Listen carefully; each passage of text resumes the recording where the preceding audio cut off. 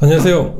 이전생의과 문성훈 원장입니다. 오늘은 불면증에 대해서 알아보려고 하는데요. 불면증의 원인으로는 여러 가지를 들 수 있는데, 특히 이제 갱년기에 일상적으로 있는 게 멜라토닌의 수치가 제대로 나오지 않고 낮아지기 때문에 그럴 경우가 있습니다. 멜라토닌은 활성산소를 제거하고 산소의 그 독성을 중화하는 호르몬인데, 멜라토닌은 밤에 이렇게 올라가면서 졸음을 유발하고 수면을 취하게 만듭니다. 멜라토닌은 낮에 햇빛에 노출이 될 때 생성이 되고 또 밤에 분비가 되게 되어 있습니다. 특히 아침 새벽에 멜라토닌 수치가 가장 높아집니다. 이후 낮부터는 멜라토닌 수치가 점점 떨어지고 저녁에 해가 떨어지면서 멜라토닌 수치가 이제 올라가게 됩니다. 나이가 들수록 멜라토닌 수치가 떨어지게 됩니다. 멜라토닌 수치가 떨어지면서 새벽에 자꾸 깨는 그런 불면증이 생기는 경우가 많습니다. 두 번째는 스트레스, 우울증, 불안인데요. 이 스트레스는 수면을 방해합니다.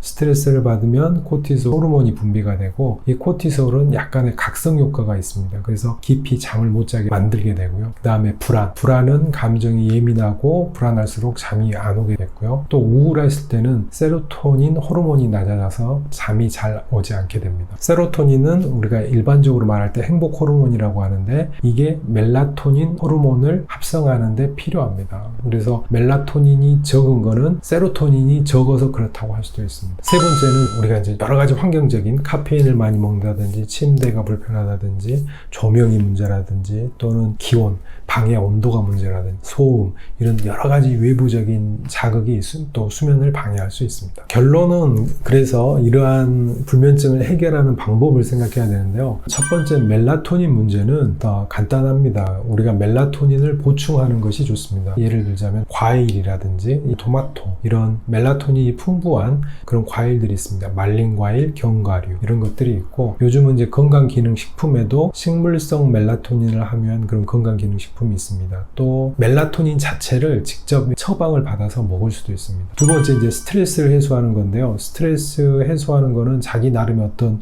전략이 있어야 됩니다. 이제 좋은 거는 운동이고, 또 명상이고, 또 뭐 자기 좋아하는 일, 뭐 독서라든지, 뭐 여러 가지 걸 할 수 있는데, 이제 좀 좋지 않은 것, 이제 술 마신다든지 이런 것들은 잠을 자는 것 같지만 제대로 깊게 못 자는 거거든요. 그래서 자기가 할 수 있는 스트레스에 방어하는 방법, 불안감이나 우울감에 대해서 저항할 수 있는 것, 내가 스스로 올릴 수 있는 것들을 직접 하고, 그래도 안 된다면 우울감을 없애는 약을 조금 복용하는 것이 훨씬 더 좋습니다. 그 다음에 세 번째는 병원에 내원해서 불면증에 대해 상담을 받고 하시는 게 좋고요. 수면이 큰 문제가 됐을 때, 그렇다고 해서 너무 이제 수면제, 소위 말하는 뭐 스틸록스나 졸피뎀 이런 것을 바로 쓰는 것보다는 차근차근 단계적으로 하는 것이 더 좋습니다. 그러니까 수면제는 의존성이 생길 수 있거든요. 의존성이라는 거는 내가 잠이 안 오는데 그 약을 먹어야 잠이 온다. 잠을 자는 것과 약을 먹는 걸 똑같이 동일시하는 경우가 있거든요. 그런 경우는 만들지 않도록 해야 됩니다. 그렇기 때문에 전문의와 잘 상의해서